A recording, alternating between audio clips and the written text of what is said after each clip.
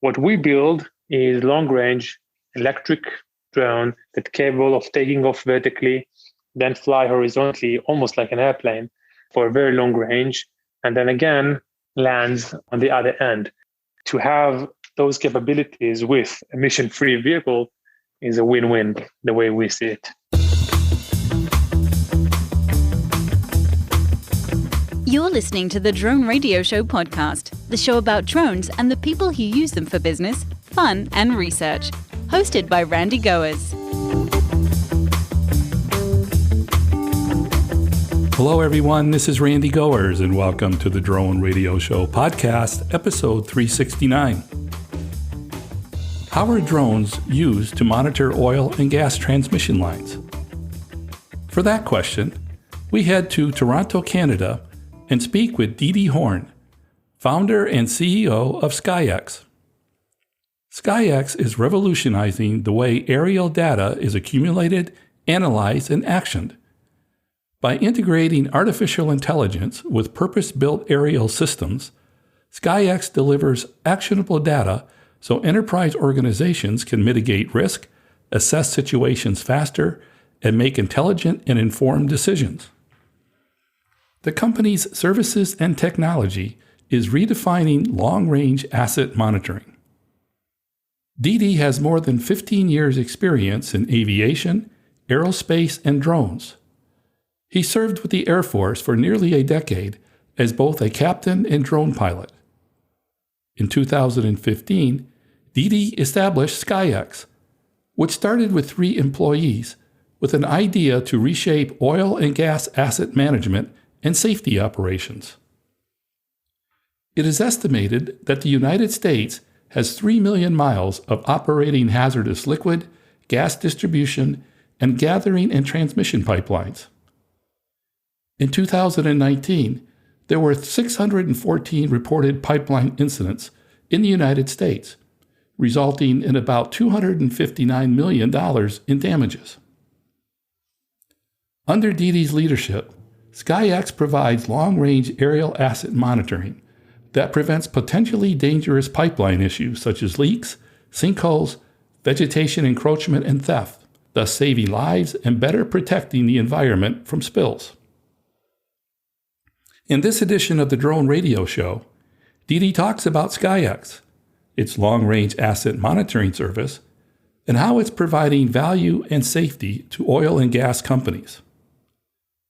But first, if you like my podcast, I invite you to join the community of Drone Radio Show advocates. It's a space where we can talk about the podcast and all things related to the drone industry. As a Drone Radio Show advocate, you'll be able to talk about current shows, bounce around ideas for episodes, suggest questions of upcoming guests, and get behind-the-scenes insights. You'll also be able to pick up some DRS swag and gain access to exclusive content.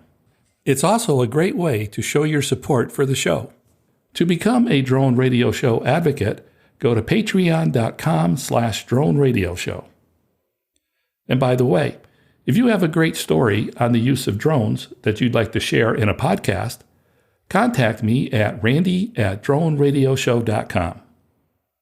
So let's find out how long-range asset monitoring can provide value to the oil and gas industry with Didi Horn of SkyX. Let's pick up the interview where I asked Didi to introduce himself. Hi, Randy. My name is Didi Horn.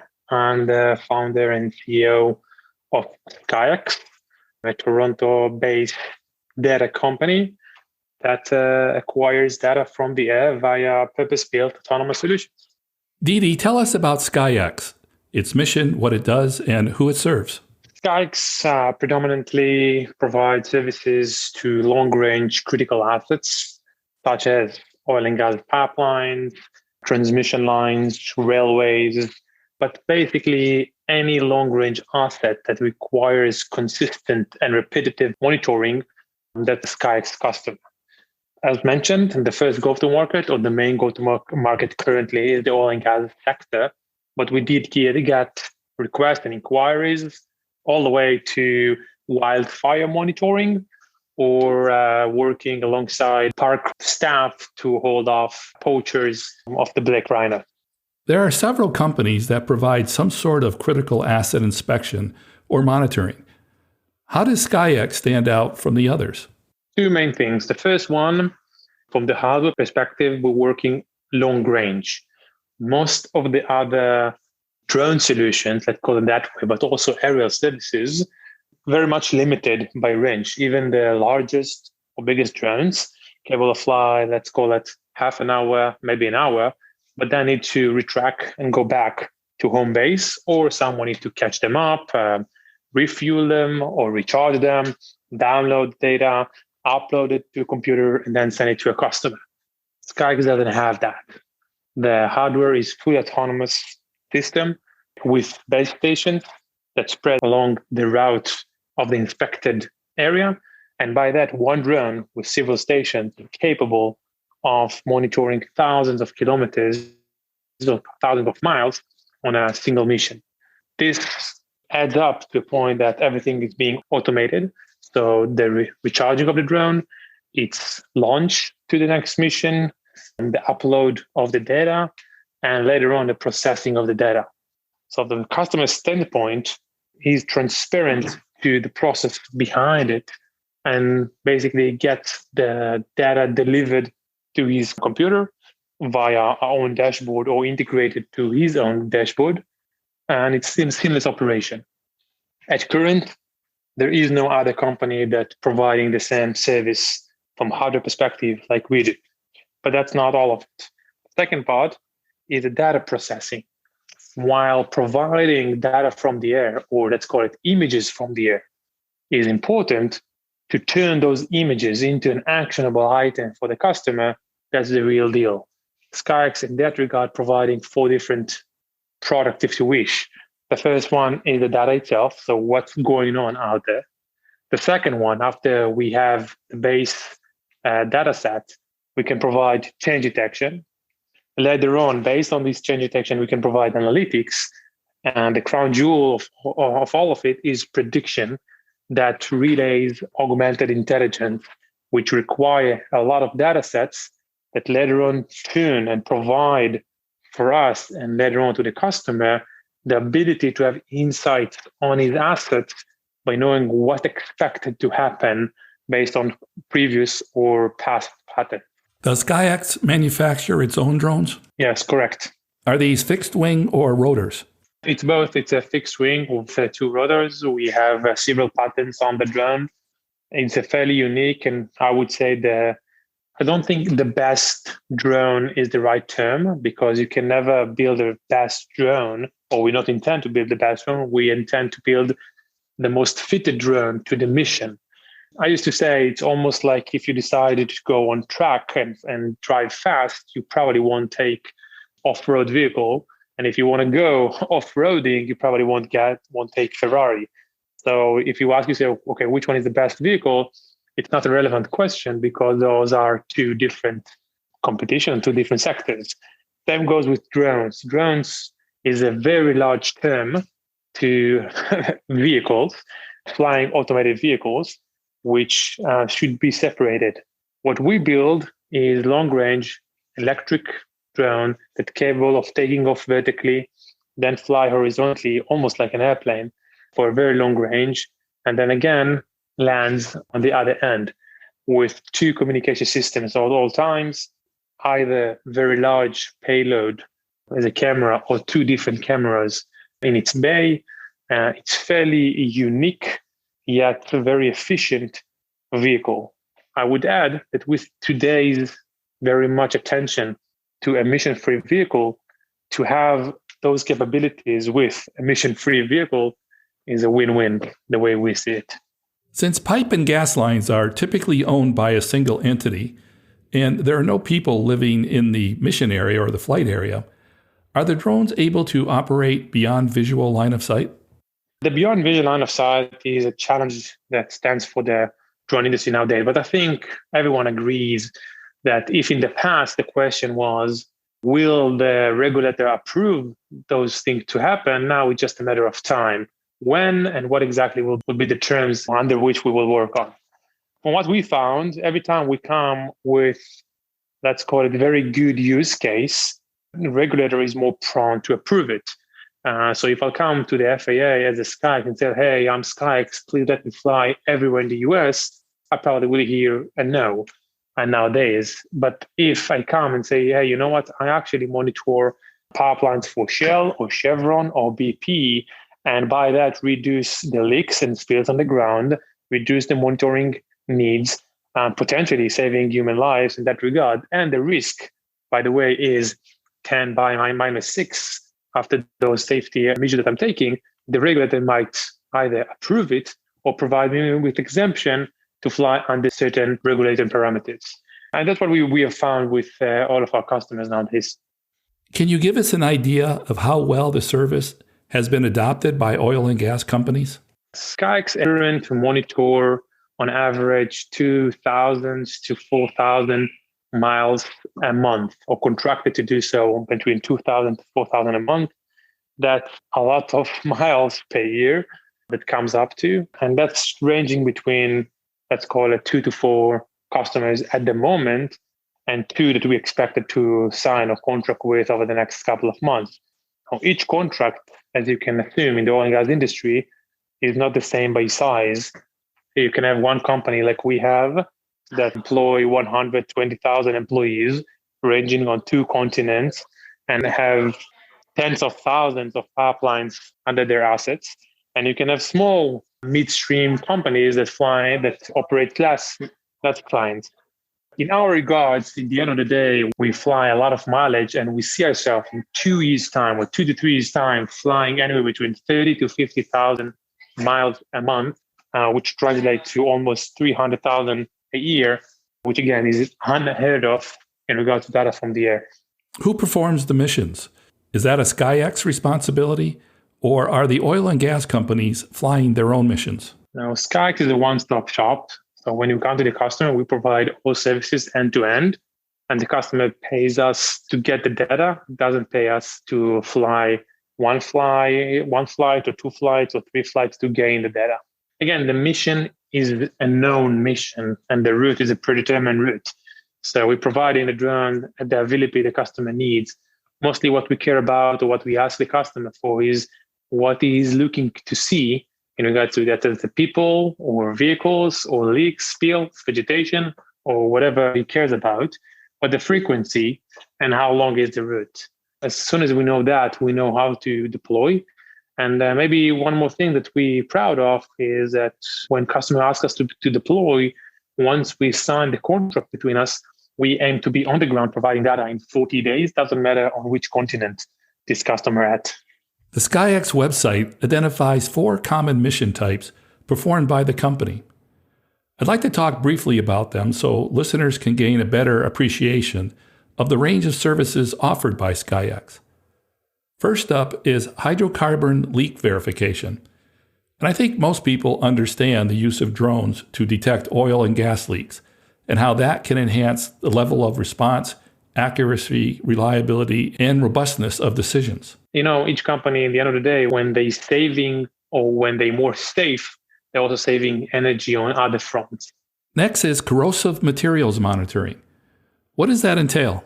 So again, we, for example, did a project to retrack of sands alongside beaches or other places in the sea so we can track them from the air, again, consistently. The idea in the end on all those topics is as soon as you have eyes in the air that are consistently there and frequently fly above the same asset, you're able to pull much more resources, much more data sets from the object of interest. The last 2 are somewhat related: right-of-way monitoring and third-party external disruption response. Every pipeline has what they call right-of-way, which is the area above the pipeline or beneath if the pipeline is above ground, which needs to be clear, and there is some regulation in that regard. Some places, for example, build houses on top of a pipeline just because it was, for many generations or there already. But those areas, regardless, need to be clear out or need to be monitored at all times on different frequency, depends on the country and the regulators apply there. What we provide to customer is this peace of mind to know exactly any hazards, any not permitted activity, or just to know how, when, and how to send the guys to, for example, clean vegetation encroachment in those sites. So instead of just sending them every April or May of the year, when they assume some, more leaves or more branches coming off the trees, instead of that, we provided them, hey, you know what? We checked the trees; they look fine now, but maybe next month it will be a good place to send them out. But yet, obviously, we provide more efficiency. What sort of challenges have you had to overcome in delivering the service? I think that first of all, when you change technology, you need to educate the customer that there is good technology that is working, especially when we deal with old-fashioned, from technology perspective, companies that very much rely on what worked in the past and for good reasons don't want to change it because change sometimes embed in it, some risk.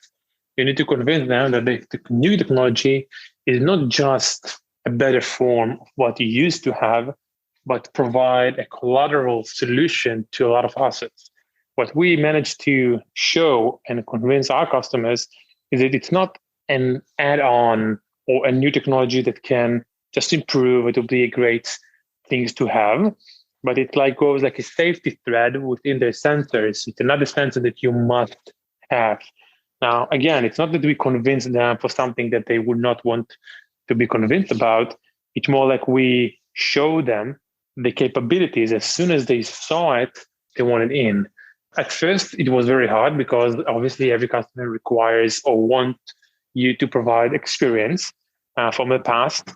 But as soon as we able to pull customer one after another, it was very much a fast growing pace of attention and demand from customers. Nowadays, we're basically pushing back, mainly because we at current cannot hold or cannot absorb the much of demand there is for solutions like we provide. What do you enjoy about working with your clients? For me, the good thing about it is that, again, when you come for a customer, you land on his site and he said, okay, yeah, I know everything about it, but just help me be, let's call it 2% more efficient than what I used to be last year. And then you, at first, just providing him insight about his asset that he never saw before. That's a first win. Then you show him, okay, how you see change detection very fast and how he can pull it up, not just in a computer in the office, but actually when the guys on the field, they can open the field app through our proprietary Sky Vision and can check exactly what was in the same spot before and previous times. So it's another efficiency level. When you're providing even analytics on exactly how deep, for example, the hole in the ground or the change of, let's call it like the lake temperature, so it can alludes to some leak underground or any other change in there that you can get deep down into it, provide insights. But again, as I mentioned, when you go to the prediction level, that's where really get disrupted because they cannot go back. It's like you open a new phone for them with a new app that provides all the information they need as a smart data at one place. And that's probably the best that they can get. Are there any upcoming initiatives or projects by SkyX that we should look for? Yeah, so we're going to announce the Sky Vision official launch. We launched it last year as the first product, but what we provide now is based on insight we saw from, as mentioned, a lot of miles that being scanned. We know, or we better understand the customer needs and can provide them exactly what they require. So when we come to the field and we show the customer, or we understand from the customer what he needs, and then later on provide them with all the things that they cared about in very, very fast pace, that's remarkable. I would mention another side to it is that we're working to open more markets. Like I mentioned, the railways. Nowadays, many trains trying to drive faster a bit. And to do that, they require that the lines will be adequate with the new regulation or new terms in that regard. So we're helping them with LiDAR capabilities. And we also, on the nature or planet preservation aspect, we were called to help against wildfire monitoring in both San Francisco and in Greece. The idea is not to chase fires after they happen, but rather to scan the forest over and over and fuse the information that's being gathered from the weather let's call it humidity, winds, temperature, with movement of people, some old generators that could be left in areas or parks. All this information together with what the drone sees on every scan, and by that provide the first responders or the government of this area to know which areas are more prone to be ignited, and by that move people there or evacuate people off the spot. I don't want to say it's a new vector because it's very much within our technology, but that's the ability of data from the air like we provided to help and reduce the human toll on the planet observation. A little bit about yourself. How did you become involved in the drone industry? So I've been to the Air Force for almost 10 years. I started from the Flight Academy, then moved to a drone squadron where I've been in 2 different drone squadrons. First one was more tactical one. Let's call it border security. And then with a second one that's flying, they call it HAIL, high altitude, longer missions endurance capabilities, very big drones, very high-end technologies, where I was in charge of special ops. And finished, or my last position was with the headquarters responsible for any future aviation and development alongside a different industry of unmanned systems. That brought me to a point where I understood that while in the military side, we already have probably every type of drone that there is out there, in the commercial side, we lack that. And unlike the military that's capable or having the option to, hire people and have those squadrons and long logistic tail, because it depends on much more budget. In the commercial side, even the largest companies, again, let's name them Shell, Chevron, BP, or others, don't necessarily wish to have those squadrons or those fleets of airplanes. When you provide data as a service that comes from cutting edge technology, like you have the Air Force for yourself, that's basically a breakthrough. And that's what led me to work and found this company. How did you decide on the oil and gas industry as the target market? Before I found the company officially, when I had the idea in mind, instead of just looking there in the web and figuring out what the market needs and then take my own thoughts and then drive it, I decided to go to oil and gas conference and other strategic assets conferences or energy conferences with, let's call it, very basic knowledge about it. What I did knew, or what I did think that I am knowing, is that if I sit patiently on the booth of those giants, on those companies, and I be patient enough, I might be, engaging the C-level or VPs of those companies, and be able to ask them questions. So with that idea in mind, I basically sat on several conferences over let's say half a year time and engaged those executives with questions, asking them, okay, what if I have this data? Would you care about it? Are you ready for this data? Do you require? Do you monitor it? How much you're ready to pay for it? What it could lead to? How it saves your money? If you had this data, how would you like it to get it? And that's, again, I think in the tech industry, or when you found a company, when you walk just for the place of your customers and ask them directly with no one in between, direct questions and hear direct answers. And even if sometimes the customer not necessarily know exactly to appreciate what he wants or in his imagination to see if you can come up with it, you get better answers and better guidelines than any other materials you'll find that someone wrote as a one-off. This experience pretty much led me to the foundation level of SkyX and to know exactly what we're chasing after. And that led to a long-term play rather than just, build a company to have a twist and buy or sell it off a year and a half after. Yeah, that's a great story.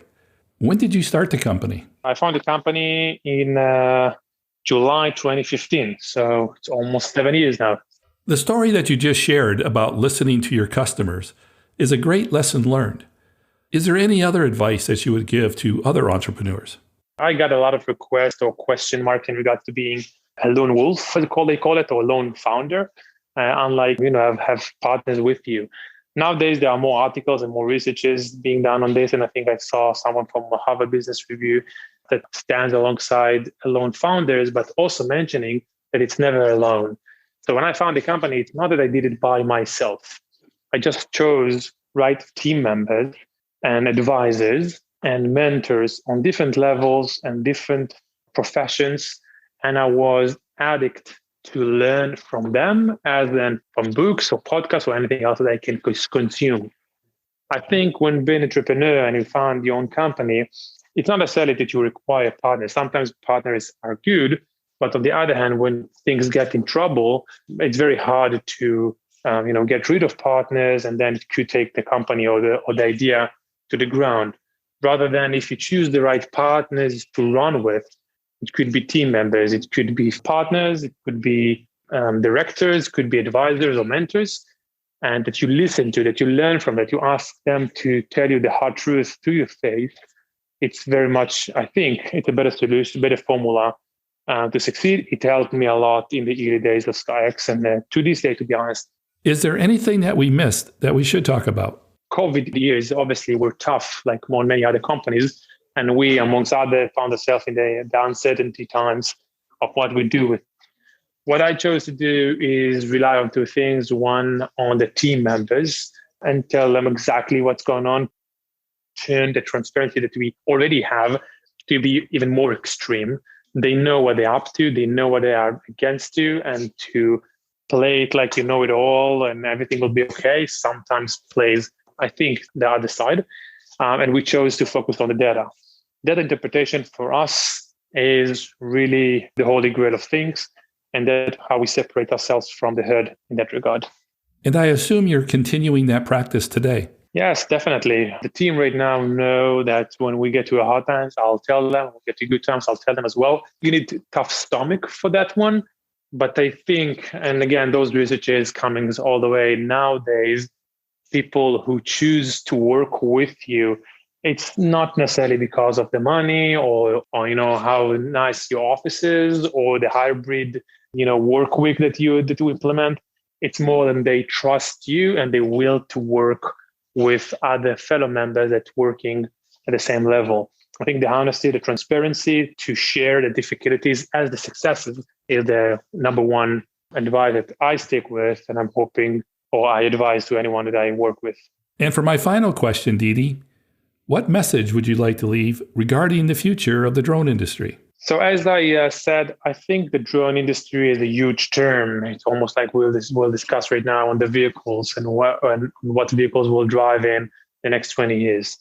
I think it's very much understood nowadays that it's not a matter of where drones will fly above our heads, but how drones will fly above our heads. And instead of be focused on a one feature or a one solution, I'll build the best drone, or I'll build the best software to drone, or I'll build the best propeller for the drones, which could be nice. If you're really after to take the drones to the next level, you need to ask yourself, okay, what gap do I fulfill? What solution I provide? What effect have my equipment, my technology to the world?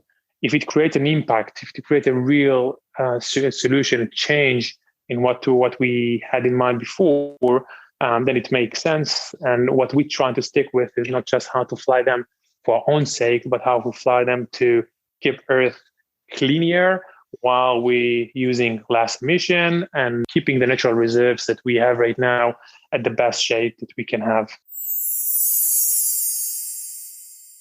That's it for episode 369 of the Drone Radio Show. I hope you enjoyed hearing from Didi Horn of SkyX.